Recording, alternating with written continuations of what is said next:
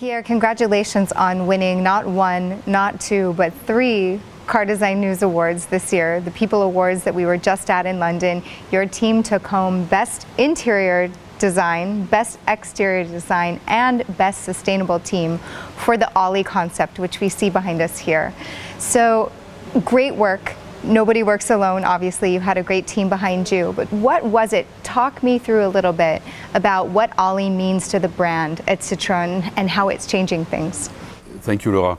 And first of all, I want to thank CDN, the complete organization and all the jury, because it means so much to us, especially when you have fellow designers who give us a prize. It's so much more important than if we get it from any external or people who don't do the same job as we do. So it really means a lot to us. Ollie represents a lot, and the team worked hard on this car, on this concept.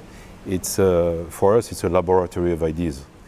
And when you make a concept car, you shouldn't try to do everything, but you should pick your fights. And the first thing we wanted to do was actually show a new brand identity with a new logo, of course, front face, DRs, form language. A couple of things we will then bring with the new EC3 in a couple of months. But we also worked on 3 very important pillars for the brand. First is design to cost, and you've been driving a little buggy this morning, and this is the best example of a clever design to cost. It's also the story of a 2CV in our history. Second is functionality. Functionality is so important when you design a Citroën.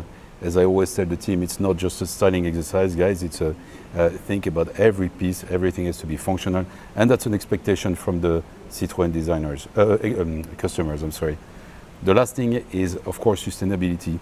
Everything we've done in that car, in terms of materials, weight, recycled materials versus recyclable materials. Everything we've done goes into that direction because we have extreme numbers to reach by 2038 in terms of decarbonization of our enterprise. And this is now that you have to start, and it's a concern for obviously our everyday work. Yes, and to your point, we were riding around Paris earlier today in this tiny little Ami, which was amazing. It was really fun, kind of a scooter replacement. Yeah. And we had this conversation about the fact that when you have so many constraints, especially budget constraints, you actually have to be a much more creative designer. And it's much easier if you have big budgets and you're creating a luxury car because you can put almost anything in it. So how is this concept something that you motivate your team and teach them to work through? Well, the quicker you get into this, the quicker you understand, guys, this is how much it has to cost on the road, and we're not here for charity, so we also have to make money on the car that we're selling. The quicker you understand the big picture, the easier it is to do the car. You have to pick your fights. Again, you cannot have everything. We have strong choices to make, and sometimes, although I'm a designer, I'm making choices against design, but you have to make choices because you cannot get everything. And then, try to, basic technology, like, the head-up display in the new EC3 is a really good example of that.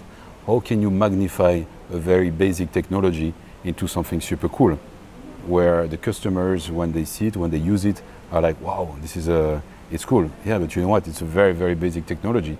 Nevertheless, with the way we have designed it, makes it really cool. And that really goes back to what we talk about a lot, and that is design is solving problems. And I think a lot of young designers or aspiring designers or students, we all love cars, we love beautiful cars, and sometimes we go into this industry thinking that we're going to express our creativity and make beautiful things, but to your point, big picture thinking is really important. There's a lot of other things to think about and a lot of other skills. It's how are you working within the packaging, how are you working with engineers, how are you meeting costs, and I think this sheds light on sort of the reality that designers have to work with every day. It's not just going in and drawing something beautiful. You're really solving problems not only for the company and for the profit margins, but also for the customer in their day-to-day lives. Yeah, you're right. The car design job became very, very complex. Actually, the car industry became very complex.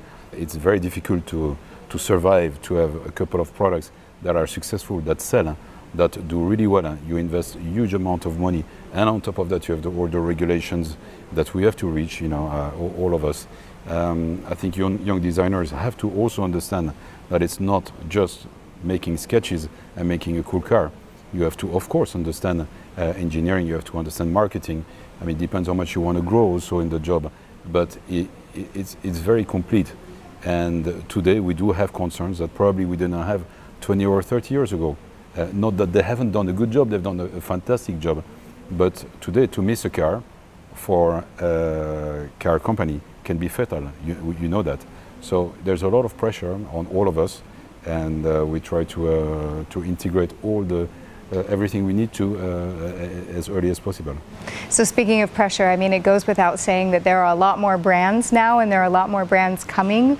You worked for both Chinese companies and Korean companies briefly, and so you see firsthand, it's really important for European companies, if they want to survive, to be able to step up, to be able to compete with companies like, for example, from China. They can iterate quickly, they can produce quickly, their costs are low, and they are invading. So it's good to see Citroën making a stand and being competitive with some of these forthcoming brands. Competition is good. It's hard, but we're the only ones, I think, in the complete industry, the designers, that already compete against each other in our when we get our first job, right? We compete to get a car. So I think competition when you're a car designer doesn't scare you. It's a war. We're all competing against each other. Of course, you have cars that are much more premium than others. Our role today in the Stellantis group is to attack the lower segment in terms of price, and it's a great position that we embrace. We have to bring cars to our customers for a certain price range that is really important for so many people. But there also, it's a huge fight against, of course, Chinese competitors, Koreans, that are all doing great designs. So to your point about, Citroën is part of Stellantis, obviously, and so there are different philosophies under big groups sometimes. We see examples in Volkswagen Group as one example of, you take a platform and then you do an Audi version and you do a Volkswagen version, and you and I were talking earlier about the fact that that's not necessarily the strategy for Citroën, neither should it be. So can you explain a little bit more about your thinking about being under the Stellantis umbrella, but keeping Citroën separate as a brand? Yeah, it's I think that today with Stellantis, since we are 14 brands, the positioning of each brand is much more clear for the 4 PSA brands than it was before, when there were PSA. So Peugeot, Citroën, DS, Opel. Today, the position of Citroën within the 14 brands is extremely clear.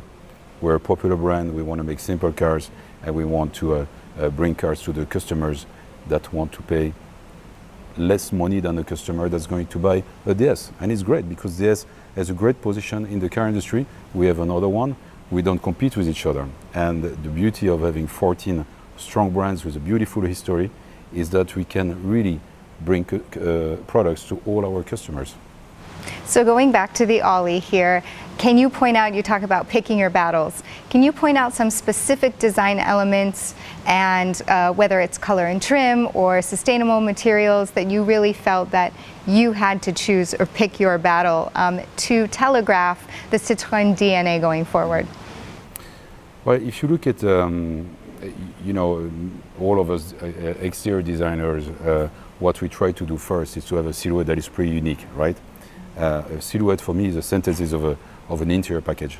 It's going to be functional. For me, a concept car has to be very functional. That's how you can convince as well.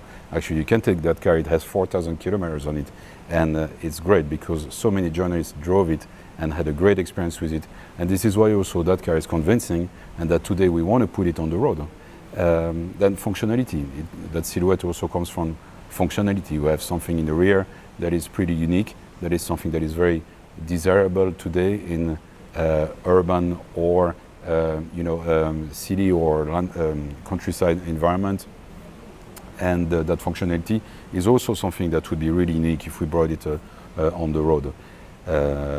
Now, the form language on Oli is also quite extreme.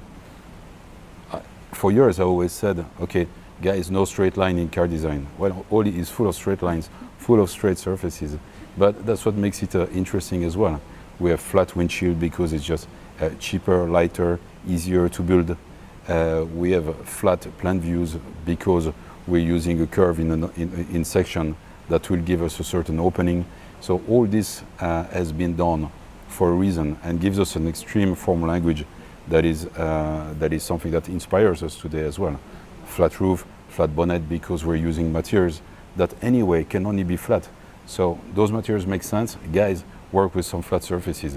That for me is the kind of design I like, because there's a reason behind everything we've done. And again, it's not just styling exercise, and it's okay for us, or this is the way we work at Citroën. Again, it's not for everyone. Some cars just have to be pretty and sexy, and that's great.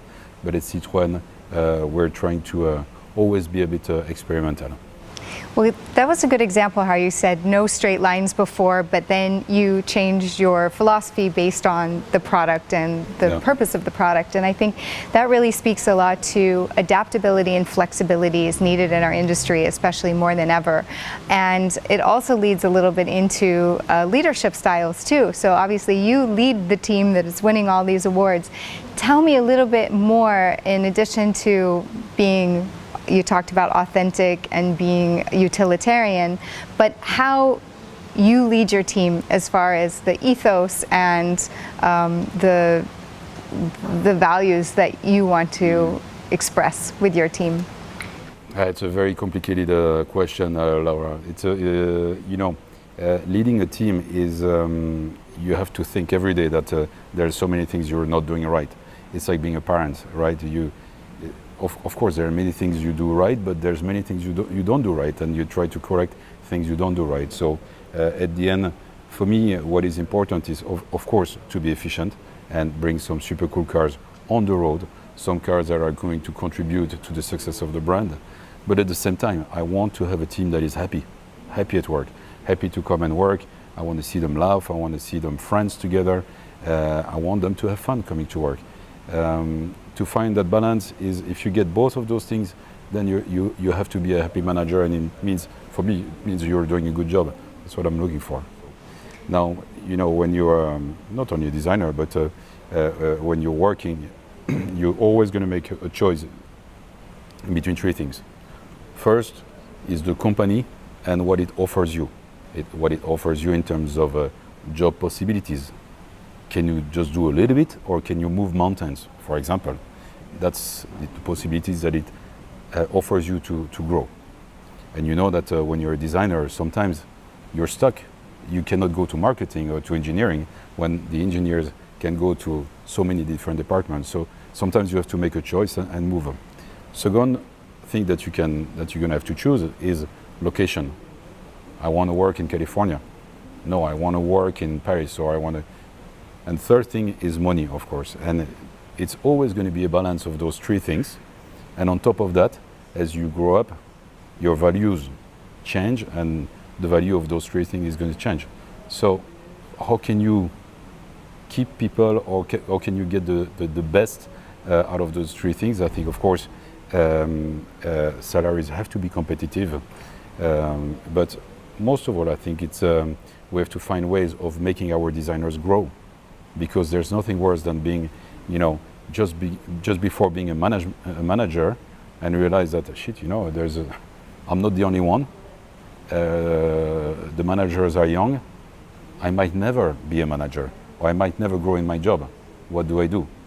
And it's a very big problem in many car design studios of the world. So what's one way that you either currently do or would like to nurture and develop your team for that journey?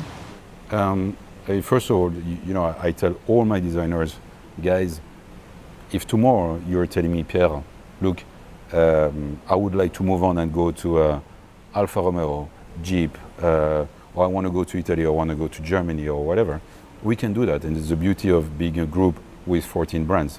So for me, it's to develop our designers within the group and make the move, hoping that you can find positions for them that are satisfying for them. That's the only thing we can do, right?